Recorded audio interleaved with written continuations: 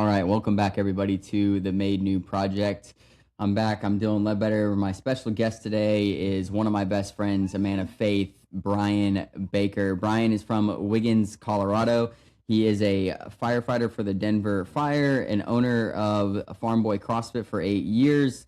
His accomplishments include being a father and a grandfather, which we will get into in this. He also has many fitness accomplishments, which one is being a part of the Lion's Den for the Firefighter Combat Challenge. We'll get into some of that. In 2021, he was also able to crack the top 200 in the country in the CrossFit standings for his age group. He is a husband to his wife, Michelle, and he is a father to his children, Tucker and Chloe. He is the current Tennessee Mile champion with 104 miles, which he claims I let him have, which we'll talk about later because I have my own disputes there.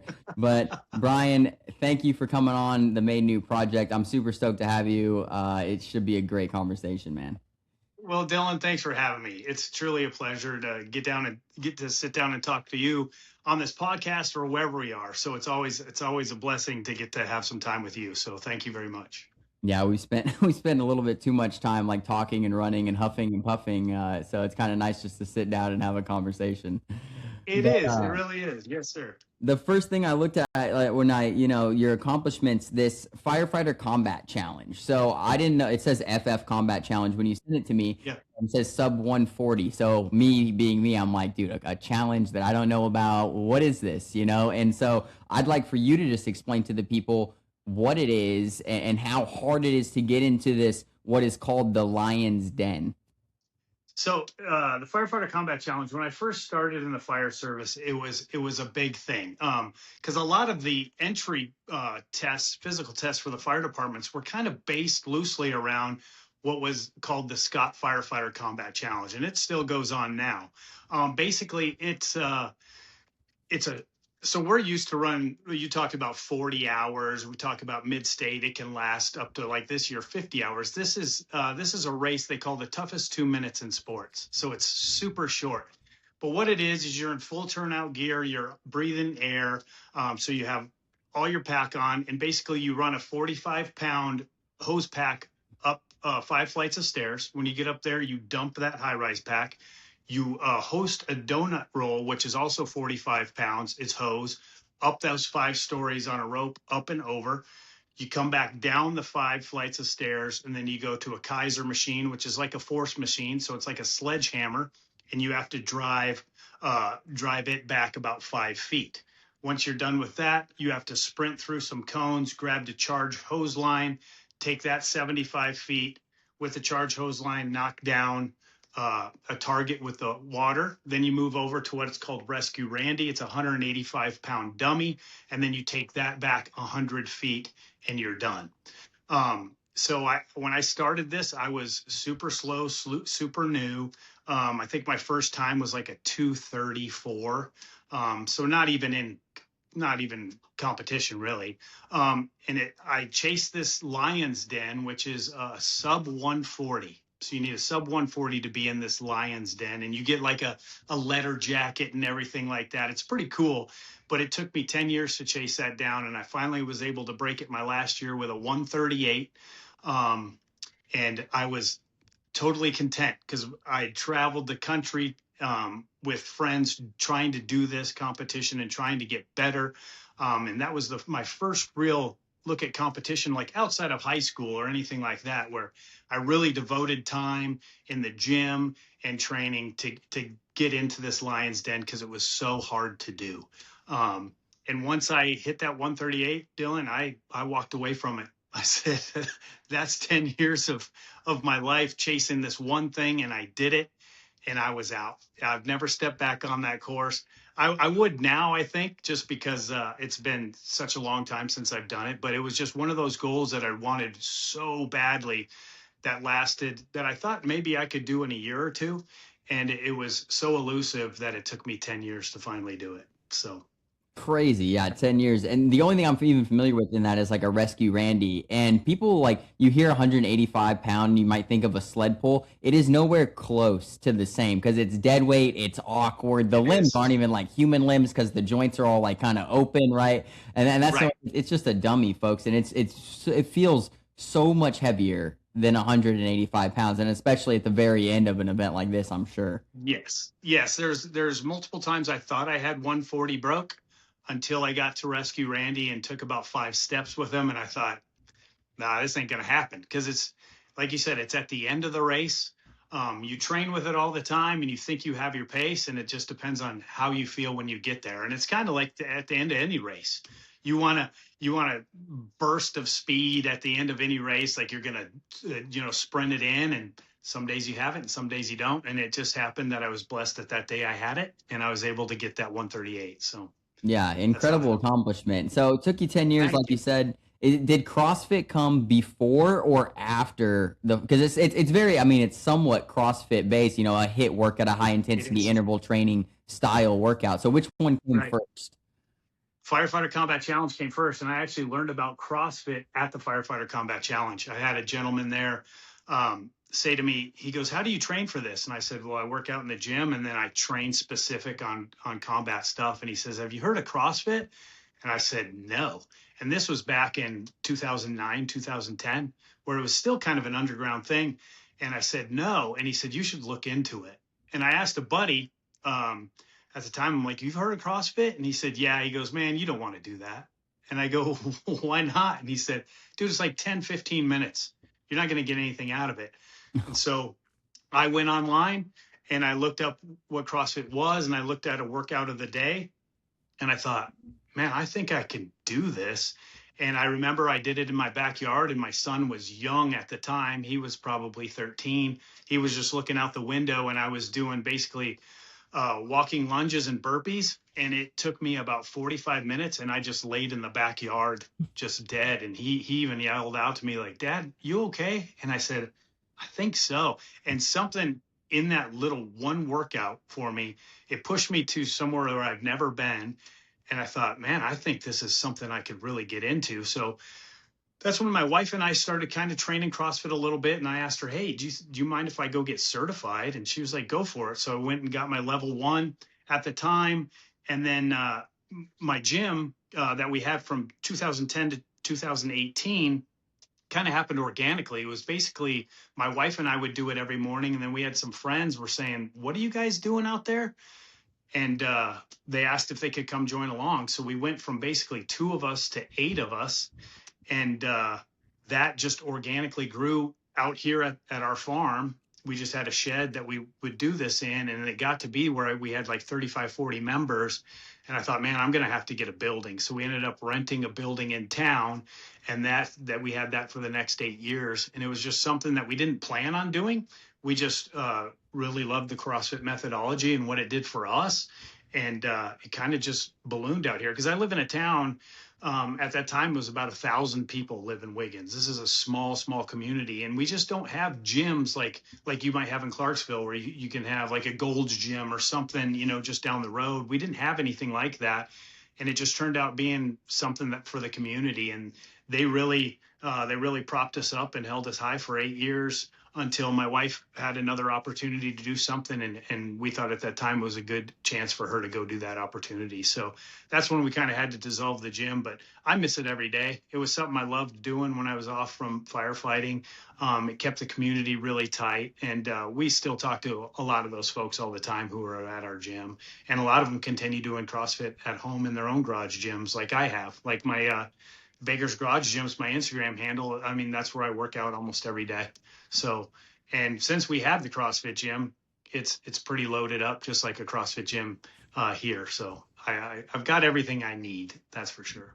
Yeah, So definitely. And the CrossFit haters that you kind of described in the beginning, I think it still exists today, maybe even more oh yeah, now. And it's been through its phases. And I've been somebody like, because I think a lot of people are like, oh, well, you see the fat guy doing CrossFit, like he's not getting anything out of it. And it's like there's levels to everything, and we are ultra runners, and people could say the same thing, but the whole ordeal is community, right? Like fitness is second to community in a lot of these Right. things. And I think that's kind of somewhat like what you're describing and what you built most likely. Yeah. I mean, it's a, we talk about those people that run slow miles, and I was just talking to my daughter about it today. She's like, "What I do, you really shouldn't call running." I said, "It's the most primal thing we can do, right? You just run." I said, "But it doesn't matter what your pace is, how far you're going, it's still running." And you have people pace shame people, or you know, I have a shirt, and you might have seen it, but it says marathons are for quitters. It's just totally, it's just a joke, right? I Yeah. mean, people could take that the wrong way, but my wife bought it for me when I did my first ultra, and I thought, well, that's pretty cool. But Yeah. it doesn't matter if you're going 1 mile or 100 miles. It the If you're putting everything out there, it's still the same. And I compare it to like my son. He just took up running last year after watching us at Midstate. When we were at Midstate last year, he kind of let fitness get away from him, and he kind of became a little overweight, and he didn't like what he saw, so he started running. And he's been working hard, and he went to Midstate this year, and he made it 8 loops, right? So sick. And I happened to make it 92. But I think his effort in his 8.8 miles was just as much as my 92. It's because he put everything out on the table. He had 2 laps where he barely finished, but he still showed up for the next lap. And I couldn't be more proud of that kid. And it didn't even matter what his mileage was. It just he chose a race that is so relentless and so ruthless, because it has a 20-minute clock. He's fitter than 8.8 miles. It's just Midstate doesn't let you go on. So I'm super proud of him, and he's continuing his journey, and he'll be at Midstate next year. And I bet that 8.8 balloons to something that's just super, just really shows the amount of work he's put in. So Yeah, because you're just talking about best effort, and it's all yeah, relative. You know what I mean? Everybody's best effort, like, doesn't matter what the number is at the end of it. Like, if you gave there's people that did a lot less miles than I did, but I believe probably put in a better effort than I did. You know what I mean? Just because yeah, like sure, that's what where their personal fitness level is, and only you know what that ceiling is. And sure. so and that's where it makes like the running, especially ultra running, can be really special, where you find that. So, speaking of all these challenges you've done, Brian, like where does it start? Like at a young age, were you an athlete? Like was it in your home growing up? Like what sports did you play? Like I just want to get way back when. Where does all this competitive nature and fitness start? I mean, it started at a young age. Around here, I started soccer really young. Played 7 years of soccer, and then football and basketball, and then basketball became my big love. So that's kind of what I carried on through high school. I just wanted to be a basketball player. I wanted to be a Division I basketball player, and I watched all the Michael Jordan videos, and I thought, why not me, right? When I made it to try out for colleges and get invited to colleges to play, I learned real quickly that I wasn't at that level. Basketball wasn't going to move on for me, probably into the college ranks. So um, it started young. My parents were both athletes, and they didn't like push me to do a lot, but they did push me. If I was going to commit to something, I was going to give my best. I remember a triathlon that I was in when I was like maybe 11 or 12 years old. I'm not a good swimmer, still not a great swimmer, but I joined this little local triathlon, and I went into the pool, and you can probably see it. They blow the whistle, and not a good swimmer, but I go out like I'm doing a 25-meter sprint, and I pretty much gas out like in the middle of this pool. And the guy that was running the race was like, told my dad, "You probably better get him out of the pool." And my dad said, "No way, he's finishing this. He started it, he's finishing it." So I got out of the pool way late, and then the triathlon went as it is. But that's kind of what my parents instilled in me. They weren't going to let me die in that pool, Right, obviously, right, but right. they said, no, he signed up for this, he's going to finish. So um, yeah, I think the competitiveness is probably from my parents and a little bit from me, but the more hard work and following through with what you said you were going to do, that comes from my parents. And so I think that carries on for sure. I agree with you. And it's just sometimes. if you were given too much, like sometimes I feel like my early life was too easy or something, and it's easy Sure. for me to get wrapped up in like I need to work hard now, because I look back like as myself as a wrestler and it's like I could have worked harder in the room some days, but then I'm like, dude, you were Sure. 16, like give yourself Right. a break. But it's like I Yes. think when you get to look back at that and you realize like, hey, I could have worked harder and you do it now. It's like never stop. Because Brian, how old are you? I didn't share how old you are for not for your sake, but because it probably surprised people. I just turned 50, so I'm 50 right now. Right, 50 years old, and you just top five at mid state, and it's just well, no, what did you take, seventh? This I took seventh last year, ninth this year, tied for ninth, so it's top 10. But um, yeah, this year was amazing. It was it was as you know, it was a loaded race. It was amazing, and the efforts to see of these guys was just truly inspirational, and that's why I'll be back. I mean, it's the as you know, I'm speaking to the choir, but it's the people at Midstate, it's John and Becca that bring you back. I mean, Midstate, the challenge is always going to be the same, right? But it's those people that push you. It's the group that we have through the year that we can reach out to that just encourages you. That's why I go back, because honestly, Midstate is hard, man. It is Yeah. hard, and it doesn't matter how good you get, it's still going to be that hard. It's never going to get easier. Was mid state your first ultra last year? Is that right? Wasn't my first ultra, it was my first backyard. Okay. So I did an ultra in 2020. It was a 50 miler that I was basically just trying to check off a bucket list. So I had a buddy at work who was my lieutenant, and we said, let's try this 50 miler in Moab. So we trained for it. Uh, it was brutal, horrible. And I said, I'll never do a 50 again. That's just not going to happen. And it really was never going to happen. And then I'm sure we'll get into this, but I had an accident with a fellow firefighter. It was an off-duty accident, but we rolled an ATV. His name was Pat Mahan. He was one of my best friends. We rolled an ATV. He ended up losing his life, and I ended up with a broken back. I broke my pelvis in two places. Skull fracture, all that, and it took me months and months to get back to work. And basically, we've talked about this before, but there's basically survivor's guilt, because Pat was young. He was in his early 30s, and actually in 2 days we're coming up on the 5th anniversary of that accident. But you just have survivor's guilt. You're just thinking, man, I'm older. Why did the Lord take him? He was just in his prime. He was a Marine. He was a decorated Marine, and then he came to the Denver Fire Department, and he was the best firefighter I've ever worked with.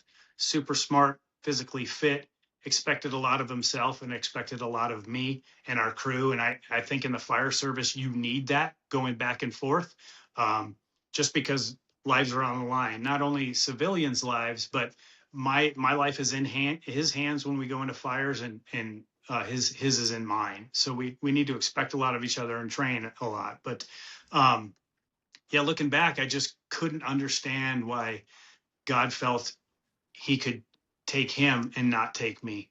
So that was really tough to live with. And I've come to the conclusion, Dylan, and I've told this before, but I think he cut a deal. I really think that, because I don't remember anything from that day or that accident, but I think when we both went up to where you go, Pat said, here am I, send me. And then he sent me back to my family, and he knew I had a daughter, and he knew I had a son that was just getting married, and now I have 3 grandchildren. But I think that's what I truly believe, and that's what I feel. But like I said, so that basically survivor's guilt for Pat, because he had nieces, he has nephew.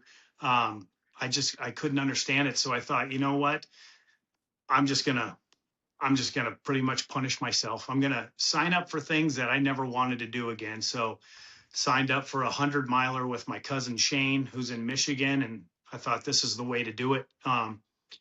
I wasn't running for anything. I was pretty much running away at that point, and I thought it was the right thing to do. I wanted to remember Pat. I wanted to do things to keep his his name on people's minds. And I thought this is the way to do it. So we did a 100-miler in Washington, pretty flat 100-miler. So it was nothing big, but it went well. But I still thought, oh, I got to keep going. I got to keep going. And that's when I signed up for Midstate, because I saw the documentary and a friend had brought it to me and said, I think this is something you would enjoy. And so at Midstate last year, I couldn't tell you how far I was in, but it was in the middle of the night. I mean, I'm sure we were running together, but I had this overwhelming feeling of, hey, man, you're running for yourself now. You can be done.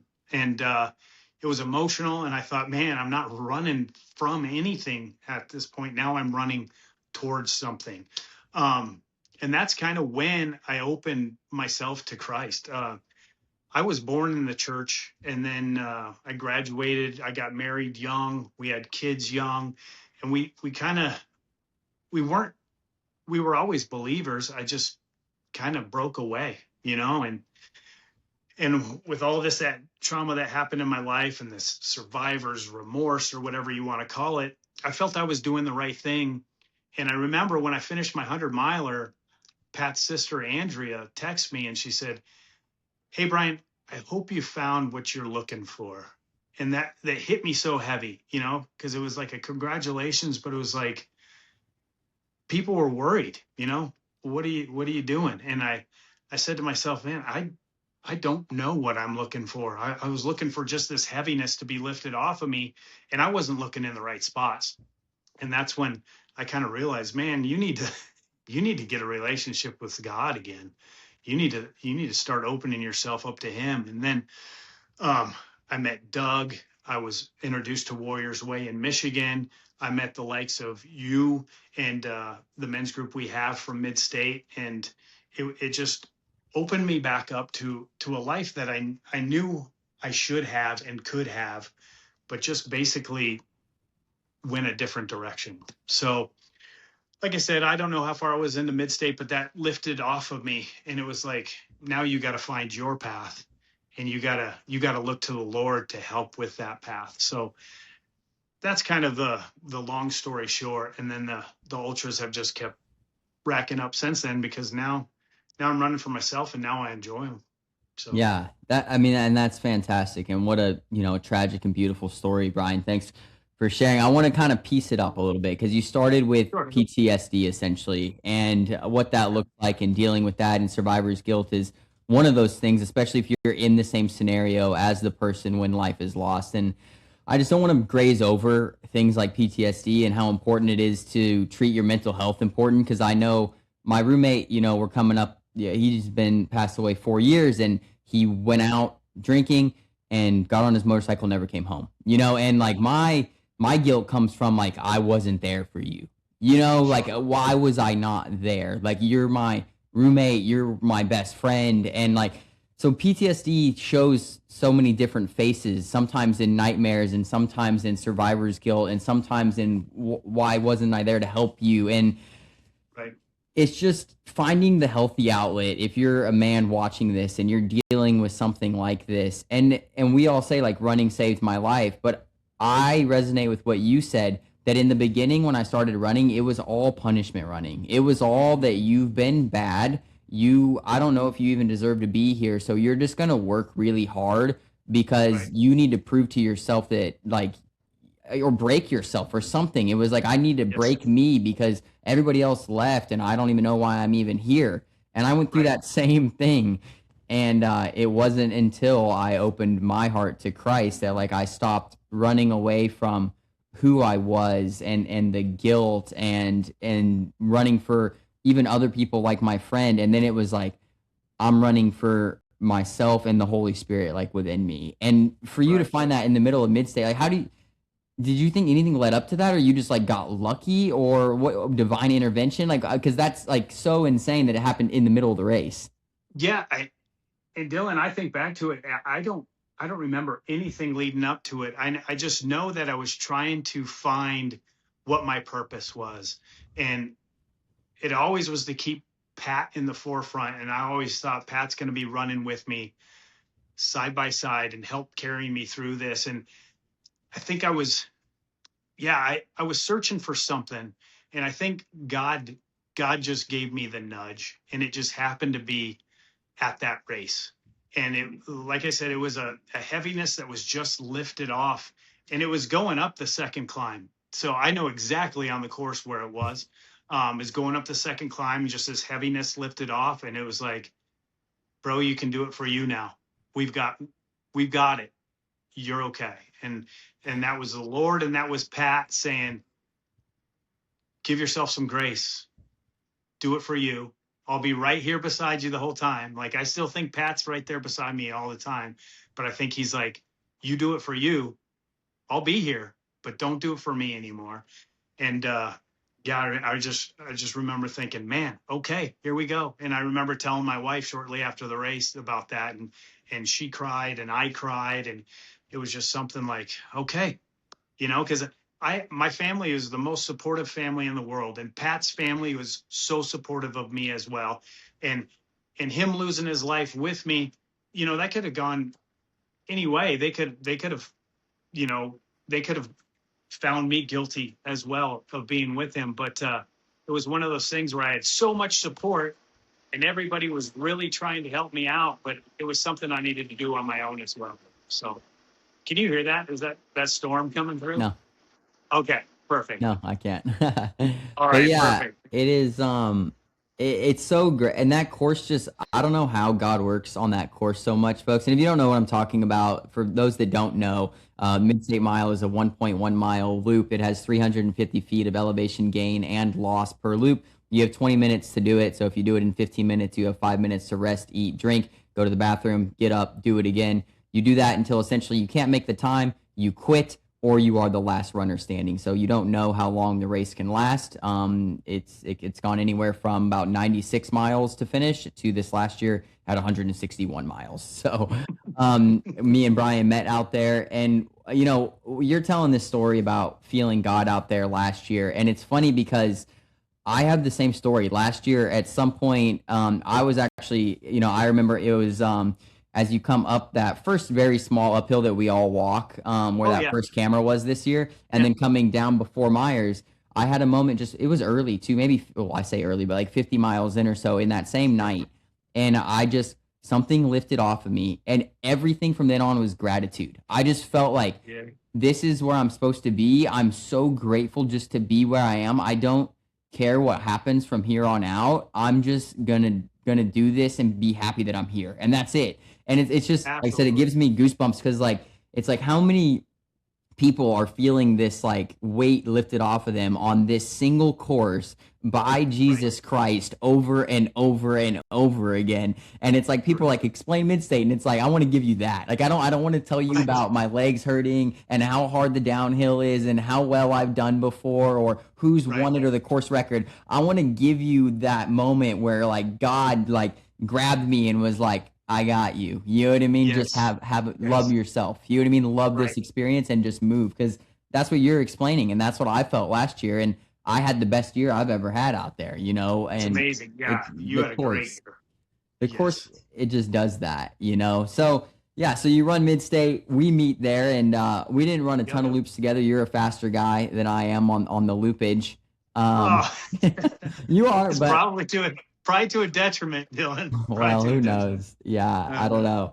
And then you come out and you run Tennessee Mile in December, which, folks, is the same course, but it's open hourage or open time frame. So Brian and I were both signed up for 40 hours. So, and I like to publish this as a full works week of running 40 hours. And yeah, so Brian, you come out to Tennessee Mile, you travel all the way from Colorado. I don't know if you were looking for the Mid-State vibe out there, but just explain showing up to Tennessee Mile and the difference of what it is. Well, Mid-State, for those that don't know, is chaotic. It's high energy. There's people everywhere. You're coming in from your 20-minute loop, you have maybe 2 or 3 minutes, and especially my first year, it's just pure chaos trying to figure out what to do. Tennessee Mile is cold. There's not as many people there, hardly any crew. The vibe is a lot lower. However, every 20 minutes of Mid-State, you're lining up with everybody who's still in the race. Where Tennessee Mile, You don't have to stop after every lap. You can kind of do your own strategy for however you want to run that race, but you're alone a lot out there.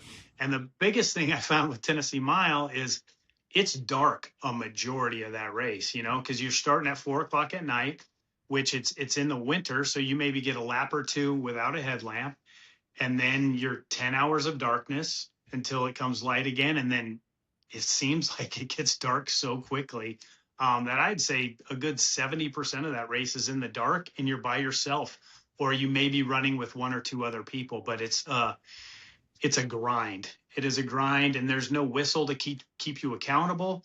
So you could eat for as long as you want. If you want to take a nap, you can take a nap. It's hard to navigate.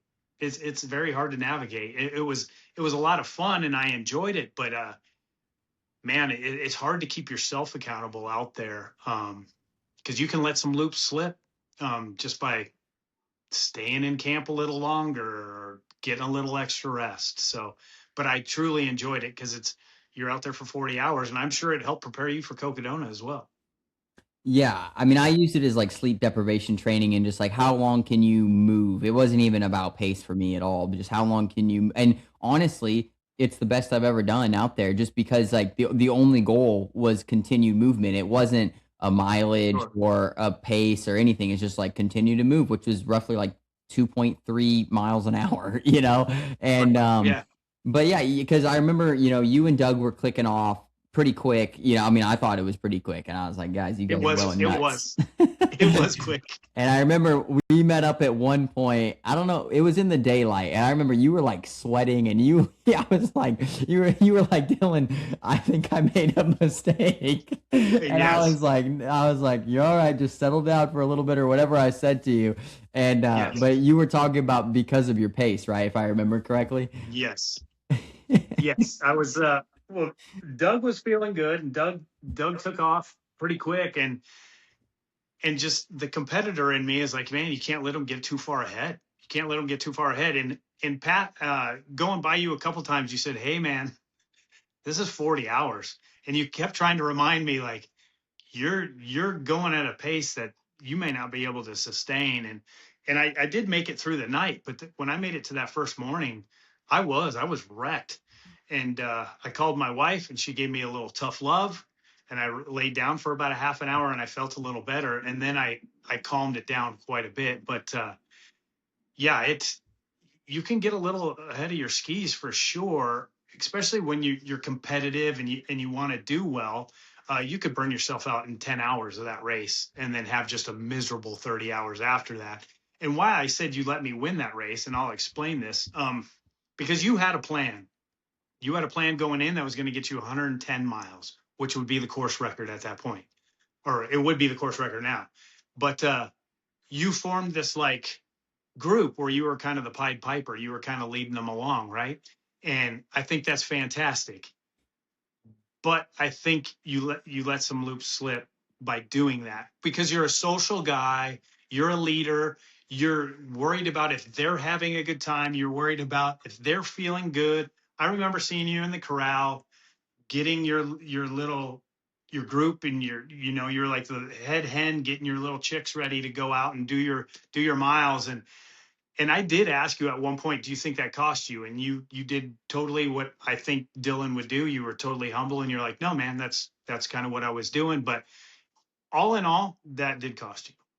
Yeah, I think it did cost me the win. Yeah, It's hard for me to say I would do it the same though, right? Because sure, I formed incredible friendships out there, and sure. we all made it through the night, especially that first night, really strong. And I think it's because Hmm. we had like a solid group, and Yeah. that guy Noah that I was with, he just ended up finishing Tahoe 200, and that's Oh somebody wow. I Okay. talk to like all the time. So it's hard, like in the and I still, I would like to go back and stay with the plan. And Sure. but it's hard to say because like you're saying, when you're alone, it can get real tough. And we saw Hmm. that with Doug later on, and Yes. I want to talk about what kind of competitor you are with that because it got late in the race, and I told you, I was like, Brian, I asked you, I was like, Brian, where's Doug? And you're like, he's in his car, he's done, he quit, or something to that effect. And I'm like, Mhm. no, no, no, no. And you're like, yeah. And you're like, I think you even told me like you've tried to wake him up at least once at this point. And I was like, Yeah. Brian, if you don't wake him up, tell him I'm gonna beat him. Like I'm gonna take second place if you don't wake. I'm like, I can't go wake him up. Like I'm doing loops and I'm not stopping. Right. But Right. I'm gonna be. I don't want to. I told you I don't want to beat him this way, and you did. You Yes. went out of your way. And so what did you tell Doug to get him out of that car? Well, Doug, as we know, is loves Mid State, loves Tennessee Mile, and trains as hard as anybody that we know. Um, Doug was just at a low point, and I tried to wake him up in his tent, and he hadn't fallen asleep yet. So I understand. He's like, come back in a couple loops and get me. I went back and he was gone. Ended up talking to you, and then I ended up talking to Larry, and Larry said he's in the car. So he pointed out his car, and I went to it and knocked on the window, and he was sleeping, and we just had a chat about Doug, think about all the work you put into this, right? You're still in a great standing. You're still in second place at this point. Um, you don't want to go out like this. You want to go down fighting. And he came around, and I left him at that point, and I was unsure, honestly. But the fire was lit, and then he took that little small flame and then he blew it up into a big one for himself. Was able to change, get out of the car, go back out into the cold, and start doing loops. um, Super proud of him for doing that. I mean, because that shows true heart, and that shows what a competitor he is. And he ended up tying for second and then taking third, because your last loop was probably significantly quicker than all of our last loops.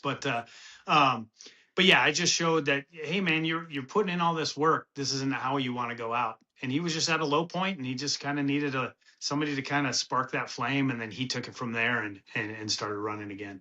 Yeah, So and it's and good. you were that guy, Brian, and that's just I want to give full credit to you. Like I don't, Uh, and I think Doug would as well. You know that like if you don't go to that car or go to the tent first and then go to the car, like you went out of your way when you're winning the race. You know what I mean? You don't know. I mean, you knew you had a buffer, but at the same time, you want to just keep going. In that race, you don't want to take any extra steps. You know what I mean? And I you were hear you. doing it anyways because Doug is your friend. You know, your brother. Right. And I just wanted. Right. I mean, I thought that was admirable because I was like, Brian, I can't, but you, you can.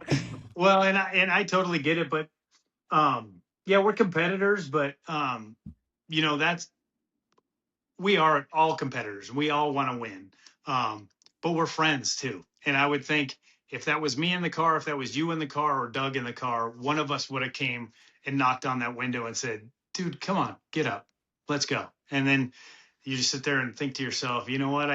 I didn't come all the way from Colorado, or in his case, all the way from Michigan, to run 30 hours and then pack it in, right? So, yeah, we're competitors, but we are friends. So we'll do that for each other for sure. Yeah, I agree. And so talking about Brian, you ended up getting the win, 104 miles. Like I said, second place was like 92 or 93 miles. So my question is like you easily could have coasted and you didn't coast. Like your back miles the last 3 or 4 hours, you were still moving good. You were still running from what I remember. What drives you in that section of a race? You have the win locked up. You know, because you can do the math at this point. Everybody's doing a lot of Right. math, especially me. Sure. And but you continue to push. And what were you looking for the course record? Because I don't think like math wasn't mathing for that. So what drives No. you to keep going? At that point, we're close to being finished, and I want to be proud of the effort I put in. And at that point, I knew the course record wasn't going to happen. Um, and then, with those last couple hours, John and Becca really kind of light that fire as well. As you know, you do 38 hours of Tennessee Mile, and you kind of get into this headspace where I'm just turning some loops and I'm turning them slow. And in a, they're kind of like an alarm clock that goes off at the end of that race and really kind of shake things up. And it's an alarm clock that you didn't expect, but it might be one that you needed. And they just kind of issued challenges to me like, hey, man, you've got 2 hours left. I want to see like 6 or 7 loops. And in your mind, I'm like, I don't know if I can do that. But then you start turning and you're like, yeah, maybe I can keep this effort up. So it was a little bit of me wanting to be proud of my effort, get over 100 miles, and it was a lot of it I credit to them just kind of shaking me out of it and saying like, yeah, you might win, but let's see what you can truly do. And it was something that I needed, and at the end I was proud of that effort. I was like, okay, I did give it my all there at the end. But like you're going back to Tennessee Mile 40 this year. Doug's going back. I think Graz is going. I'm hoping to be there. And I already told Aaron, Dana, and I think he'll respect this when I say it, but his course record's going down this year. It might not be me, might not be you, might not be Graz, might not be Doug. It might be somebody I don't know about, but that record's falling this year because I think there's 4 guys that I just mentioned that have every intention of breaking his record. So, Aaron, I hope you're listening, but enjoy it while you can, buddy. And then you can just go out there next year, but it's going down. Yeah, Aaron's talking about coming out this year. So we'll see. So he may be defending it, right? Like actually on the course. I love it. I love it. And what's funny about you saying, so most people don't know this, but last year, myself, Brian, and Doug, we all get our picture together. Or we knew we were the top 3. We didn't know the tiebreaker. And we were all huddling in that fancy little mosquito net tent thing that you have. And we all looked at each other, and we pretty much made a pact. We shook hands, and we did. Go ahead, Brian. Tell the story. What was the pact? Well, the pact, honestly, I'm going to be honest here, was from you. It was not from Doug or I, but you said, you know what? Let's make a pact. We're not doing this next year. If we come out, let's just come out and crew. Like we can cook for people, make it fun for people, just keep people's energy up. We'll just cook, sling some food for these guys, but we'll crew. And I said, I'm totally on board. And Doug said he was on board. And then not a month later, Becca puts it out there that Tennessee Mile, you can do it for 50% off. And Dylan loves sales, I guess, because you signed up and then put it out there. And then Doug signed up, and then the pressure was on me. And I thought we just agreed on this. We weren't doing this, but I guess we are. So here we are. Yeah. And that's ultra running, folks. And anybody who does ultra running, they feel this because it's like as soon as you finish a race, it's never again like your 50 miler. You know what I mean? Yep. And then, it seems like just, maybe it's 3 days later, maybe it's 2 weeks later, maybe it's a month later. You're back on there looking at the exact thing that you said you weren't going to do. And I thought we were like totally on board. Like I swear, I meant it when I said this was an unbreakable, like Harry Potter spell that we just made for each other, that we were not going to do this. And if we did go, we would just go support people. And I was totally on board. And that quickly changed. Quickly. Race that I'm ever excited for, Brian. I am not excited for Tennessee Mile like I'm excited for Mid-State because it is punishing. It is so cold. It is like you got to wear layers. You got to eat. You got to pretty much wear a pack most of the time. Like it is, folks, it is not glamorous. It is the opposite of glamorous. There's nobody like when you say John and Becca show up in the morning, that's pretty much one of the only times you're going to see them from the start until literally 2.5 days later or 2 days later. And then they're back. It's rough. And then they're back telling you, why are you walking? You should be running. This is a running race. It's like, I've been out here for a long time. But it's not glamorous, but in the grand scheme of things, it's an ultra race. I mean, because it's all on you. You got to dig deep and you got to find a way to get it done. And I think we will this year. And I think there's a good group of guys going down this year that I think we won't be as lonely because I think there's plenty of dudes to run with. Tim's going down there. Austin from Top Fitness is going down there. There's plenty of dudes going down there. And Tim, I didn't mention him earlier, but he's had quite a race schedule and he's putting in quite a training block. And I know he's going for a big number out there. So I wouldn't be surprised if he's right up there, leading the pack. I love Tim, and Tim's been working so hard, man. And like I said, we got a great group, and I completely agree. Mm-hmm. I am excited for it. I am, and I'm not, But you come out of Tennessee Mile with the win. You never really stopped training, and none of us really ever stopped training. But then you have Mid-State coming up in June. So what excited you for Mid-State this coming year, and what felt like different from last year? Well, what I did different from my first year at Midstate is I did hire Becca and John as my coaches, because I thought, for some reason, and it was probably ego, but I thought, man, I've trained CrossFit and I've programmed CrossFit for over 10 years at this point. I could probably train myself to run Midstate, because I think you don't, it's not all about running, right? It's about overall physical fitness, strength, endurance. And I thought the first year I can train myself for this. And it was really willy nilly. And it was just a lot of hiking and really not a lot of training. And so I hired Becca and John, and they really took it to another level where they were like training me for a 100-mile race with a lot of climbing. So I was just fitter more as a runner, right? And the strength and the mental stuff was kind of left up to me. I was excited because I actually had a good training block, and I kind of knew what to expect.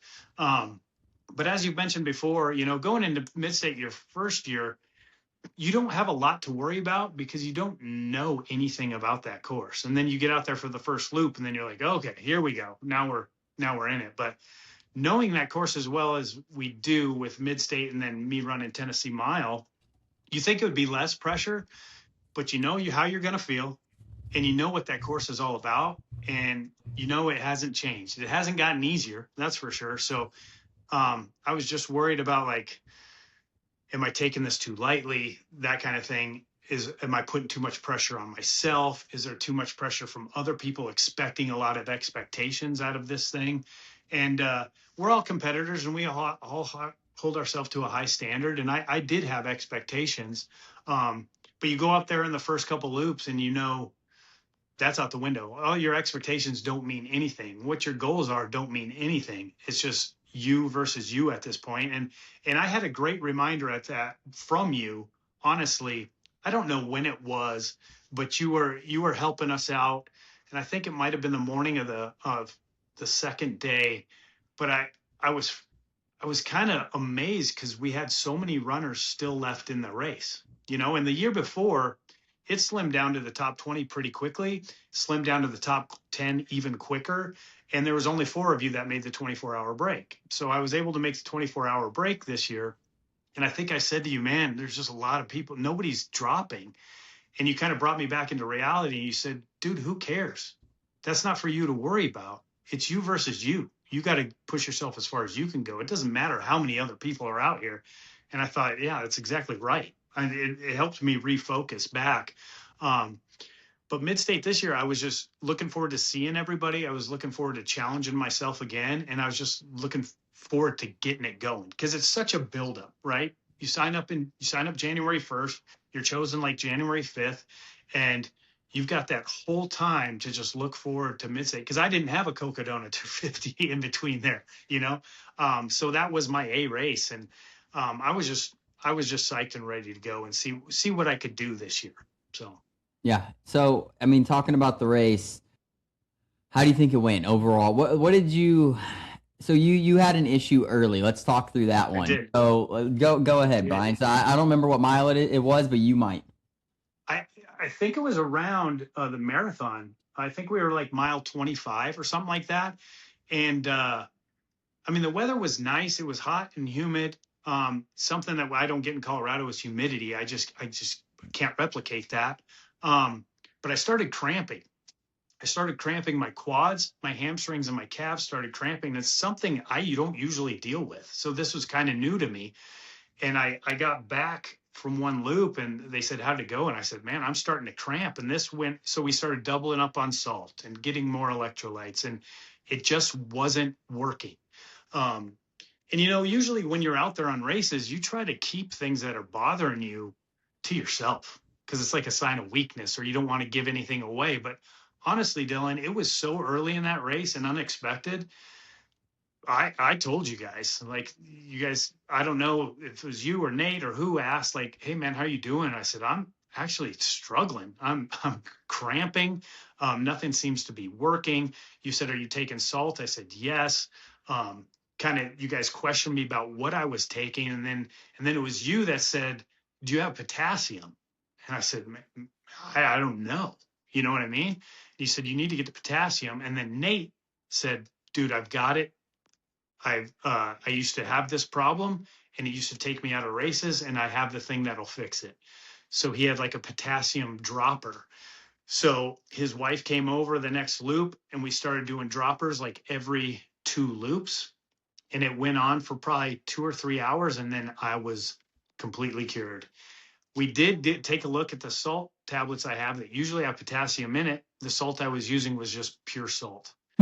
And luckily we did have some others that did have potassium, so we switched to that. But it was one of those things, like, if I wouldn't have expressed what was going on, or expressed that I was having trouble, I would have been out of that race probably 4 mile 40, just because of cramps.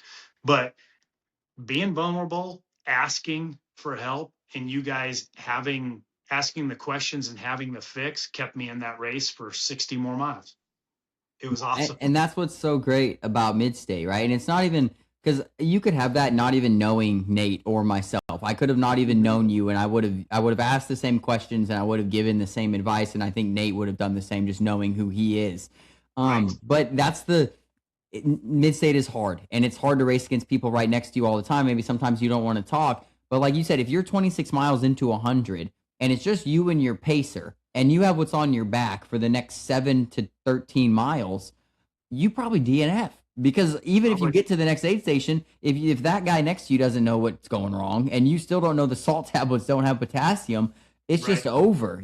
So mid-state's a Yep. great place to learn, and that's why we just talk about the community and how great it is. And like I said, you are a prime example now for me of like that whole "don't give your pain a voice" thing.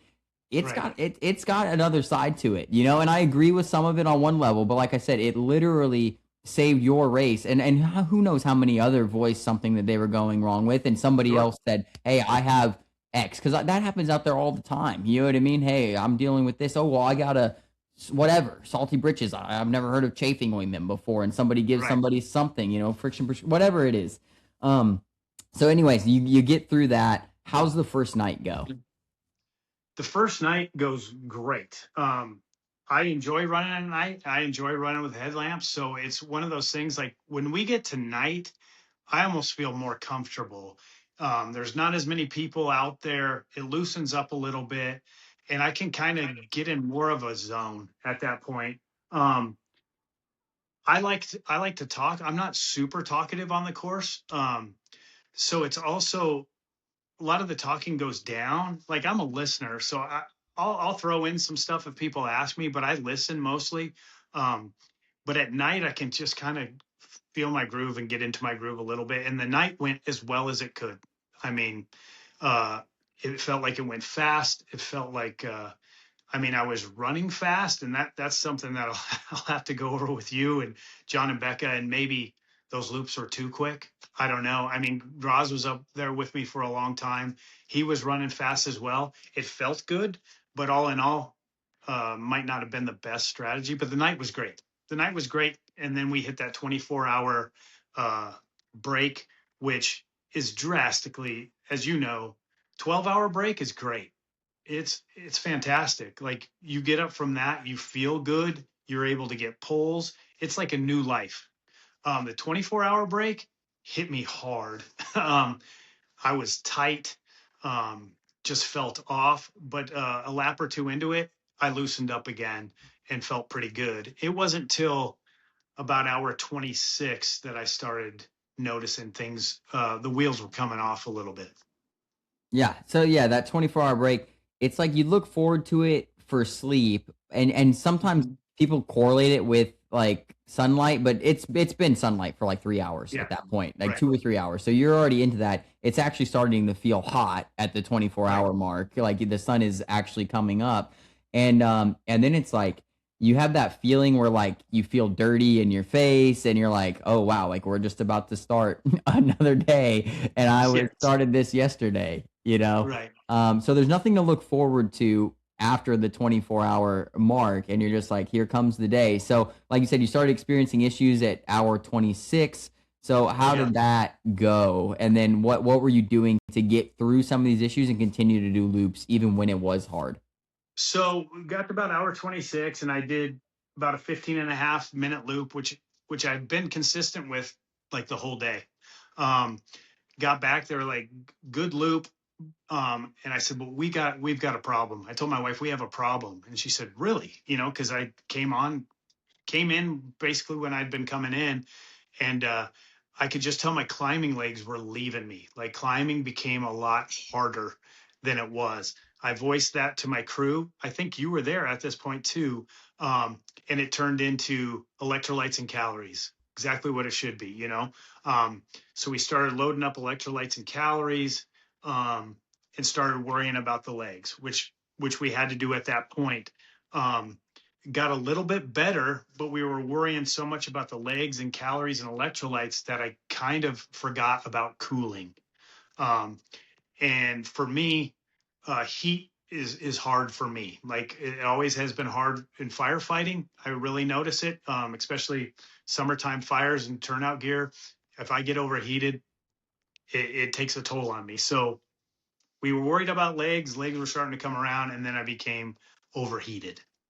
And that one was what ultimately took me out. I wouldn't say ultimately took me out because, and we can get to this, but my head took me out, obviously, at the end. But we were trying to figure it out, and then we tried cooling, but it was almost too late. So um, going back, like hindsight's 2020, we needed to worry about the legs, but we need to still continue cooling because, like you said, it still is 10 a.m., 11 a.m. at that point, but it's hot.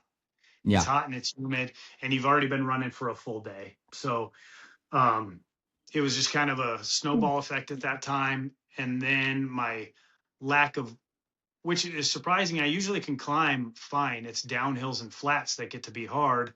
At that point, it was uphills were hard, downhills and flats I could run.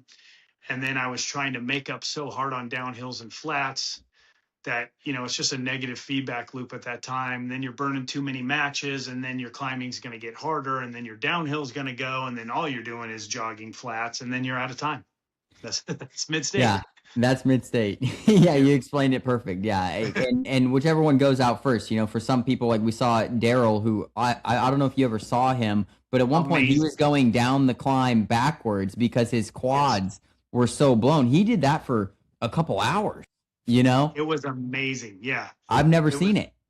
I've heard it. Well, I've heard like, hey, if your quads go out, like go. I could not imagine going down Devil's Dance backwards. Like it's hard enough forward to like not fall down, let alone right. backwards with poles. Like it was, but like I said, but like you're saying, like something's going to give, and then Yeah, you, like you said, and then like so legs were giving, so let's manage that. But then if you forget about another thing, then that thing's gonna give, and like you said, this is mid-state is all just about like mitigating what the thing is that's going to happen next, because right. it's not like That's it's not exactly right. if, it's when. Yeah, it's like you got a problem. Let's work on fixing it, but let's also think about what the next problem is going to be, right? So it's like, okay, you're having problems with your legs, let's fix it, but we still can't forget about what we've already been doing for 26 hours before, and that's cooling every lap.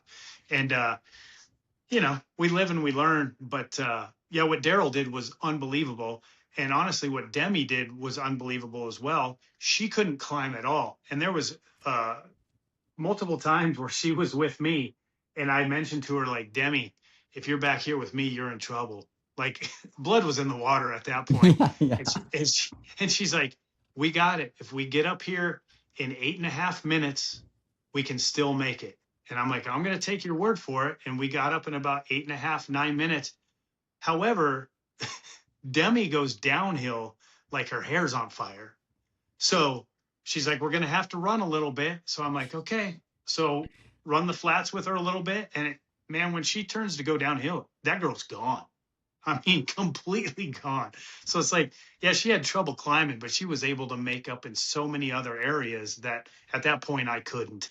Um, and that's what led to me going out. And what's funny with mid-state is you could probably run this thing, I don't know, 4, 5, 6 times, and do that last lap and go, oh, physically I gave it my all. Physically I gave it everything I had. And this time, I made it in 2 loops with 1 second to spare, on 2 loops. And I thought, man, I'm giving it everything I got. But on that last loop, that 20-minute loop, I quit on myself probably 3 or 4 times for 30 seconds at a time. Just maybe 30 seconds where I'm like, I don't know if I can do it. I don't have my legs. I don't think I'm going to make the time. And then you snap out of it and you're like, dude, you can totally make it. Let's just keep moving. And those 3 or 4 times that you quit on yourself for 20 or 30 seconds are the time that you miss that whistle. And so it's not your body that takes you out. It's you doubting yourself that takes you out. So I can honestly say my mind took me out. My body was hurting, but my mind took me out of that race. And Yeah. that's tough to live with for a year. But there's probably 114 other people that have to live with that as well. You know, Agree with you fully. I mean, when I went out, this year, completely different thing for me. Like I was never there mentally, and I lost the battle mentally. But last year, when I ran well, you know, sure, after the race, I had to take 16 weeks off because of a stress fracture. But in my head, I still know I wasn't limping. My leg was not broken. I was still making the time at my exact loop. I just mentally got tired of the pain and I gave up. I yeah, mean, yeah, people are like, oh, well, Dylan, you ran with that pain for 8 hours. Like, that's really impressive. I'm like, yeah, but 4 more hours could have won the race. Like you don't oh understand, yeah, like, and this only comes to your mind after the race. In that loop sure. or the loops prior, you're going to convince yourself and you're going to do it a couple times. And sometimes you're going to rebound. And then one time you're going to give up for just a little too long, like what you're saying, or give up completely. And it will Mhm. be within hours of finishing that you wish you would have rebounded off of that one. It's Right. so nuts because it's like, did we give our all? And it's like, you really can't unless you break yourself. Like my buddy Graz, right? He literally ended up limping and like he can't run right now. I don't know how long he's going to be Yeah. out, but like that's a situation where the guy's done. You know what I mean? Like legitimately, and he's still upset. Right. He's like, well, my body failed me. My mind was fine. I'm like, dude, there's no winning this because trust me, if you would have went longer and then quit, then your mind fails you and your body's fine. It's a lose-lose. It's It so is tough. totally. I remember him coming back, Graz coming up to me after he had hurt his knee, and he had ran like 5 laps on that knee. And man, I felt so bad for him because he was running so well. Like he was running so strong. And then one little misstep can take you out. But like you said, his body failed him and his mind didn't. And that's tough to live with, but it's also tough to live with going a little bit longer and your mind failing you and your body not. It's a you could what if it all day, Yeah. and it's the same thing. You didn't make the loop, Yeah. and like you said, you can quit on the loop and miss it, or you can do like I did and just quit on yourself for just short little bursts, and those add up to missing it. It's all it's your mind. Your mind plays games. It's Right. And I don't know how we fix that except for just putting ourselves in those situations over and over and over again. And Cocodona has to be the same way because yeah, you do have a fixed point of how far you're going, but I ask anybody to wrap their heads around 250 miles, or was it 256 when it all push came to shove, or something like that? Yeah, right But about 255. But yeah, and in Cocodona, I was just working aid station to aid station. Just yeah, my crew would tell me you've got 14.6, you've got 3,400 feet of gain, and that's all I like. Let's get packed for it, and then let's move. right, I didn't care. At one point, I didn't care how long it was going to take. Like I just was trying to get sub 20-minute miles, and that's all I really cared about. right. Like that felt like a respectable pace to me. But yeah, you have to be able to digest these things. And at mid state, it goes from, maybe what your goals are down to the, getting to the intermission or getting to the second intermission to then getting through that hour to then getting through that mile to then just getting up Myers to then just getting to the bottom of Devil's Dance to like, I Exactly it. just need to make it with 1 second left across the line. Like, and that's racing. And I think so as much as we beat ourselves up like mentally, if you're getting to those points where you continue to break it down, you're doing it the right way. Because like that's the way you have to Yeah, do it. It's yeah, the and I only think way. you said it perfectly. You need to be present. You need to be present on that loop, and you keep telling yourself, okay, we got 1.1 miles to the next aid station, and I need to be present on this loop. But I think when you break it down like yourself, let's get to the bottom of Myers, let's get to the top of Myers, let's get down Devil's Dance. It's when you break it down into those short sections, it's more digestible. And because when you get like the year before for you and for me this year, when you get past that 24-hour mark, even 1.1 miles seems difficult to even think about. But when you break it down into those short sections, and I'll use that next year because I did not do that this year. But when you break it down in those short sections, it's something that you can say, okay, I can jog to this point. Okay, I'll walk this hill. I'll jog to Myers, the bottom of Myers, and then let's just not stop going up. You know, things Yeah. like that is great advice for anybody coming into this. Yeah. And when you're Because climbing up Myers, the way I break it down is like when you're climbing well, I mean it's between 4 and 5 minutes. So like when it gets hard for me, I just think like I can do anything for 4 or 5 minutes. Like there's no way I can quit in 4 or 5 minutes. And then Devil's Dance is usually it's about a 2 to 2.5 minute descent. Because once you get to the crossroads, I'm good, dude. Like the rest of the loop, I don't even care about. You know, like it's I can run it if I want to. The uphill's not that bad. The downhill's not that bad. Just getting to the crossroads, like at one point last year, that's what the race became to me. Just get there, right? At like, faster than 11 to 11:30, I like to be there, and that's it. You're good, you know, but that's totally correct. Oh man. Because you're 70% done with that loop. Yeah. And the last 30 is not comparable to that first 70. Yeah. So yeah. So Brian, this year, if we look at the numbers, right, you took 9th place, where last year you took 7th place, but you PR'd by what, 30 miles? 22 miles. 22 miles. So what does that look like in your mind, like processing the difference in a better placement with less miles to this year, more miles, but a worse placement? Like once again, describing what mid-state is, right? And what's that feel like? And just kind of walk us through that. Well, honestly, I throw the placements out. Like it's nice to get top 10. It is. But 7th and 9th place, it's whatever. I just look at last year, 70, I think it was like 70.4 miles or 2 miles or something like that to 92 miles.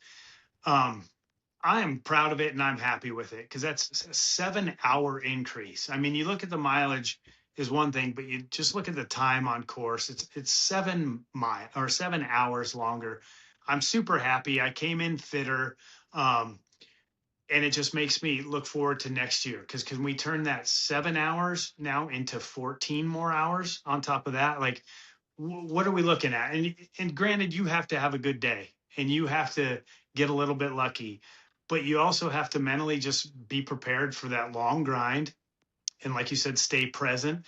And with encouragement from others and the support of my family, I'll be ready to line it up again. I'll be ready and excited to see you guys all again. But I'm super happy with the effort. The placing was a little bit lower, but the field this year is unbelievable. And we had guys out there running it for their first time. Look at Graz. If he wouldn't have gotten hurt, who knows how long he would have gone. And then Kale's buddy, Bradley. Yeah, Peck. Bradley Peck. Yeah, great race. Amazing. Yeah. Amazing race. Demi. I mean, Demi nuts. Demi is nuts. I mean, and she's super friendly, always encouraging, excited to be out there. I was surprised to see her go just because her downhills and her flats were so fast. But I know that climbing is such a huge thing out there. But you look at the caliber of athlete and the athletes that keep coming back and they keep getting better and better. Like you look like Kyle Szabo did this year. You look like Matt Johnson. Aaron Dana comes back, and that's not even to mention Harvey or Mark, but like what Matt Johnson did this year is incredible. And like if I was a betting man, I would say it's you or Matt next year, right? Those are my picks. Honestly, you had a tough year this year, but you took out a race that's a dream race, Cocodona 250, and then to ask your body and your mind to turn around 6 weeks later and run mid-state is incredible. You got the total you got, honestly. And I was just worried about how your body was going to handle it, honestly. So like expectations for you were like, who knows? He could run 3 loops or he could run 300. I don't know. I mean, you're fit. It's just, can you bounce back? But Matt Johnson is like the silent assassin out there. He keeps getting better and better every year. And I say silent assassin, but he's also probably the nicest person on that course that I've ever met. But the caliber of athlete that keeps signing up, the caliber of athlete that keeps coming back, who knows how long that 161-mile record will stand? I really don't know. Yeah, So I agree. And everybody you mentioned, just like super kudos to so many people too. Cody Leonard and Daryl and just anybody in that oh, yeah. like top anybody that made 24 hours. And I don't want to discredit anybody else for their effort, but Right. like that is so hard to get there. To have a dozen people there. And what's crazy is you guys had 12 people after the 24 hours for like 2 straight hours, which is crazy because usually people start falling off. Like I made it at 24 hours. You just I didn't see it this year. You guys went like five, yeah. six more loops before a single person dropped off. It was Well, crazy. I and remember Demi was pissed about it. Demi said something. She's like, "Why is there still 12 people?" And it's like, I don't know either, but there is. think we are all asking each other that. Why is there so many? And speaking of Cody, like I met him last year at Mid State. We actually sat next to each other. We were rookies. We didn't know anything about this course, and we both had great years. And we've kept in touch all year long. And he's battled injuries, and I tell you what, he overcame so much in that 29 hours that we're out here. He had highs and he had lows. He had injuries that nagged him through the entire race. Like I am so proud of that guy, and he's gonna be tough next year. Yeah, Cody's a stud. Yes, there's so many people, and I don't want to discount anybody, but um, yeah, I'm super excited for next year. And you know what? If I do a lot better mileage and I drop to 15th, I'm still gonna be happy. You Yeah. know, you know what I mean? So Yeah. Do you have that's like anything lined up between now and Tennessee Mile? I do. I have DC Peaks 50 in Salt Lake City in October 3rd, and I'm running that with my son. It's going to be his first 50 miler. So um, that one I was going to pace him, but you're not allowed to pick up a pacer till mile 30, and that's the first time you see him as well. So I told him, hey man, why don't I just sign up and let's do this thing together? Yeah. And so we're going to run that together, and then I have a High Rocks race November 14th that I'm doing with my cousin from Michigan. He's flying out here. We're going to do High Rocks. So that the training for that and for Ultra is it doesn't mesh well. So we're going to see how that all works. And then yeah, Tennessee Mile, December 3rd or whatever it is, the the race we agreed that nobody's going to run this year. That Yeah. So how's it? I wanted to ask this, and I forgot to ask Aaron too. Like balancing all this stuff that you do, career, ultra running, and then having a family. Like, how does it motivate you as a father and now a grandfather even to continue to do what you're doing? Like, what? Because I don't have those things, right? I don't have those. sure, I have a dog, you know what I mean? And as you've seen on the podcast, she just kind of comes in, she hangs out, she's easy, she goes. You know what I mean? sure, Like, sure. I don't have these Yeah. responsibilities, so I always wonder what it's like to balance pretty much the lifestyle that I have, but add a literal child on top of it or multiple. Well, it's I think it just all meshes together and it all just becomes one giant blessing, right? Blessed to have a job. I'm blessed to have a family and have two kids that I'm super proud of, and now they have kids what are grandchildren to me. I have a super supportive wife that I'm truly blessed with. It all kind of meshes together, and why I do it, I think, is just to prove to myself that I'd rather do hard things than wonder if I can. You know what I mean? I like that. Because I would always wonder, could I do that? And then deep down, I'd be like, I don't know. But I want to do hard things just to so I don't wonder if I could do them. I do hard things for people like Pat, um, who haven't had the opportunity, or like your buddy who doesn't no longer has the opportunity to do hard things. And I look back at that time when Pat passed away, I was having the best time in my career as a firefighter, and I wish somebody would tell you, hey, these are the good old days when you're in them until you're out of them, and then you realize those were the good old days. You know what I mean? And um, Hey, Brian, you're in the good old days right now, brother. I appreciate it. I'm serious, So though, man. I wanted to tell you that because I feel I appreciate that, Dylan. And it's just one of the it just meshes together, and I just want to do hard things to uh, show my children and show my grandchildren that um, hard things are okay, and you should try them. You know, and I always tell people who are stuck in the rut or just don't know kind of what they're doing, or they're trying to get into or they're in a physical fitness rut, and Just say, hey, man, line something up on your calendar, line a goal up, line a race up, line something up that you have a 50-50 shot of getting done. Yeah. Let it scare you. Do something, put something on there that's going to scare you. And it's a coin toss if you can do it or not. Because you know what? You're going to learn from the failure if you do fail, and you're going to feel so much good if you were to succeed. And then it's just going to create that snowball effect in your life, and that's going to bleed over to family, and that's going to bleed over to your job. And it's just the same thing goes back to God, right? You start with God, and you try to be the best thing that you can be for him by learning scripture and learning from him and seeing what Jesus did and trying to use Jesus as a mentor. And then that's going to bleed into your family, and then you're being able to be a leader for your family, and you're leading faith. You're leading your family through faith, and guess what? That bleeds out as well. Because I always like to say, you don't want to go to your funeral and somebody stands up that you've worked with for 20 years and they say, hey, Brian was the greatest guy. He would give you the shirt off his back. And your family looks at each other and is like, are they talking about our Brian?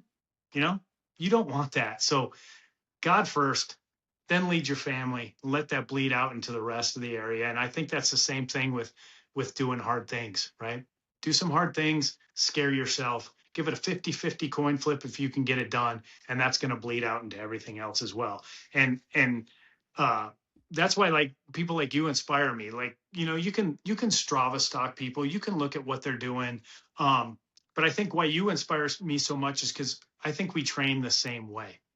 I think we try to run, we try to do hard things, but I see other things you do in the gym. You lift weights, you do high intensity stuff, and that inspires me to get off my butt and do the same thing, because I have the same love for all those things that I think you do.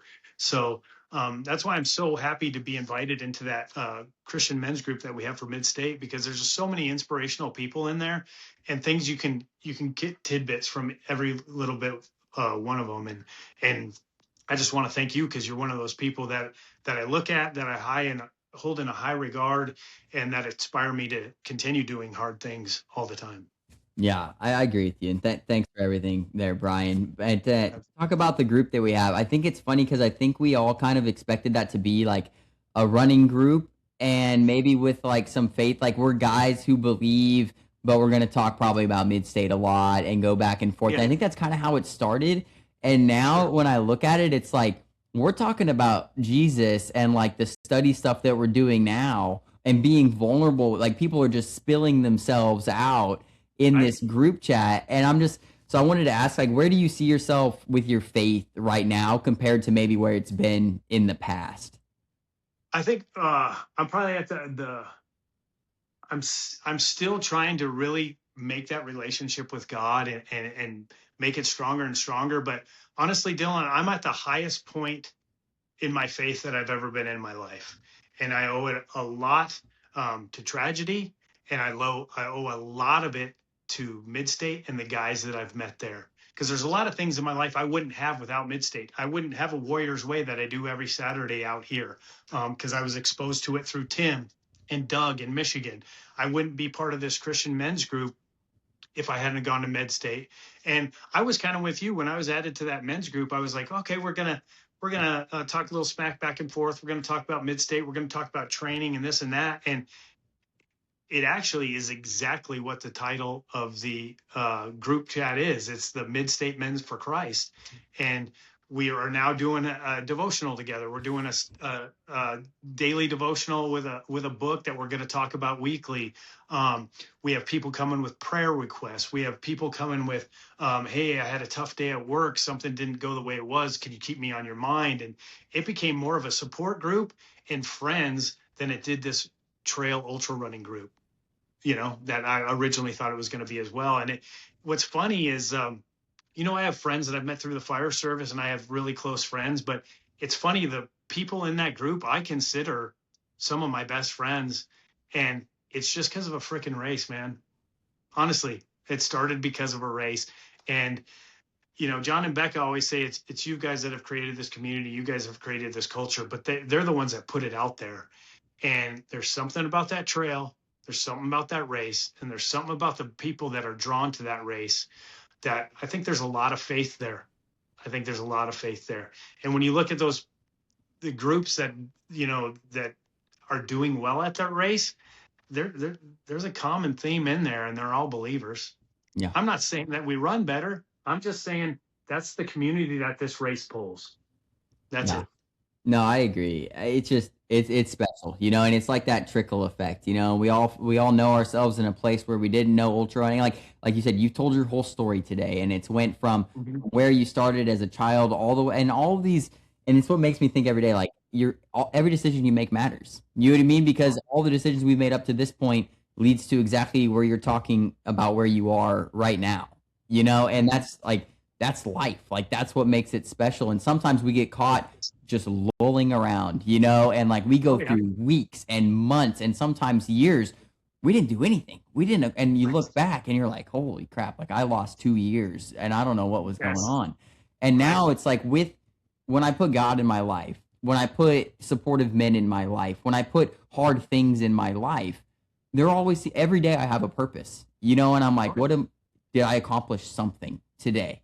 And like Right. you're living the same way. And like that's why I gain inspiration from you. I see your stuff, and like we're talking in the chat and you've built an incredible family, and so I just Yeah, an amazing family, and it's so cool. And I just like I said, the question I always ask on here, I'm not saying we're wrapping it up, but like Brian, like we've talked about your life all the way from your childhood in sports to how we feel in our group chat literally today.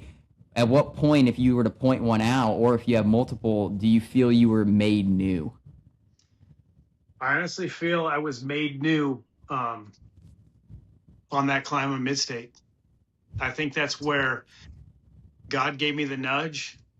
The door was open, and He said, "You know where to come. Come on in." And that's where I really turned from punishing myself with this survivor's guilt or survivor's remorse or PTSD, and I really refocused and realized what was important. And since that day, it's made everything else in my life so much better.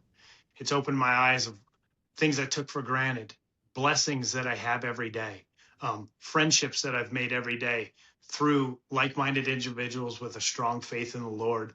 And that's where I believe. I was baptized as a child when I was in my teens, because I grew up in the church. But I honestly think I was baptized that day on that trail, by just realizing what was important, realizing what my priorities should be, and realizing where those priorities start.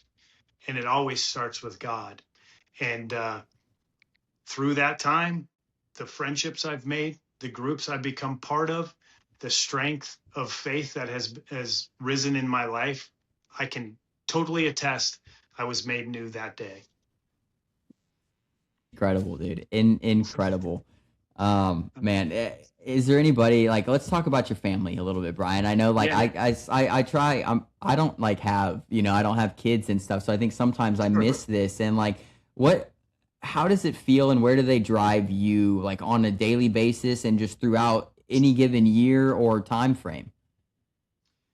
I tell you what, I have a son who's 28 years old, and I have a daughter who's 25 years old, and they've always been the light of my life, right?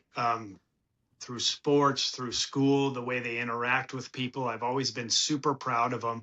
But I tell you, when I see them grow up and I see them start families of their own, that's really where I can look at them and just be so super proud, because it's not me and it's not my wife. It takes a village to raise kids, but you can look at those two, and I look at those two. Obviously, I'm very biased, but I think, man, we did something right.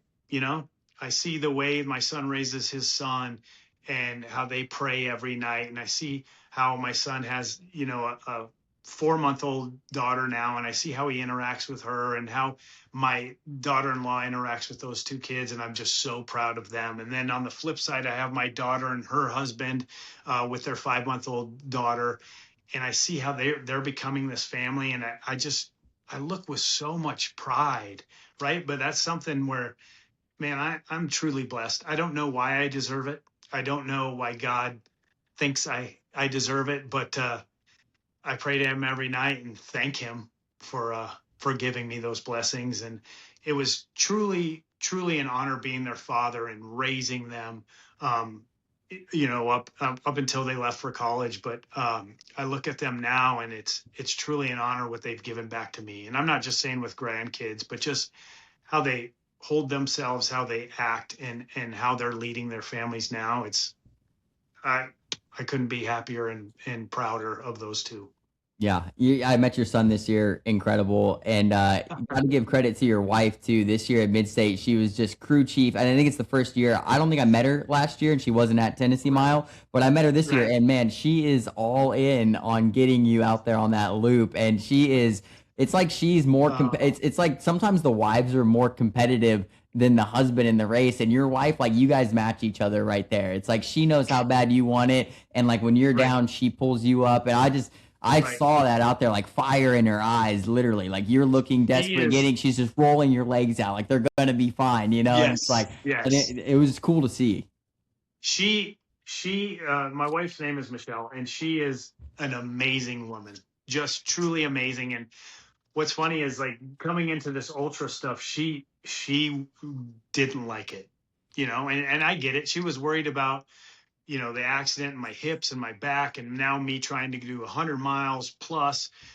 She wasn't truly on board, and she's slowly coming around because she sees what changes it's made in me and what changes it's made in my life, and that it's important to me. And now she's all on board, and she is so meticulous and so just everything has to be in order, that, like, being a crew chief is right up her alley. Like, she owns it. But the things she does for me, like rolling out my legs and things like that, I think, what did I do to deserve this? I mean, she is like the epitome of servant leadership. You know what I mean? That's the way she does, and she serves. And there's no way I could outserve her. And I talked about this today. I mean, my goal is someday to outserve her, but I don't think it'll ever happen. It's just, that's what she does. She's selfless. She's loving. She's super patient because she's married to me. And I couldn't be more blessed. And yeah, I outkicked my coverage on that one for sure, just because she's such a good human being. But I'm glad you guys finally got to meet. But yeah, I'm a pretty lucky guy. I am. Yeah, Brian, your story is incredible, man. And like I said, I love your Well, I family. I appreciate it. love who you are. I'm glad to just know you as a friend, as Oh, a man. person, as a brother in Christ. Like I said, I consider you one of my good friends. You know, somebody that I know I could appreciate call. that. Like we could exchange phone calls Absolutely. and be vulnerable or help each other. And you don't always, it's not easy to meet people like that. Sure. And Yeah. I just appreciate you for being one of those guys. Well, I appreciate you, Dylan. It's been a true blessing getting to know you, and it was one of those things going into Mid-State. Everybody knows Dylan. I mean, it's just everybody at that race knows you. You're just kind of this enigma, right? And it's intimidating walking in the first year to Mid-State, but you welcome everybody with open arms, and you want them to do well. And it kind of your attitude and your kindness and everything, just it shows. And I think everybody appreciates it. And I just want to say I do. And it's a true blessing and honor to be on your podcast. And I just want to thank you for that. Thanks, Brian. Let's finish up. If you just have anything for the people, inspirational, motivational, just anything. I mean, if you don't have anything, we've been hitting it hard, and Man. I just appreciate your time. If nothing, Inspirational stuff. I don't know. I just, to inspire people. I hope I do.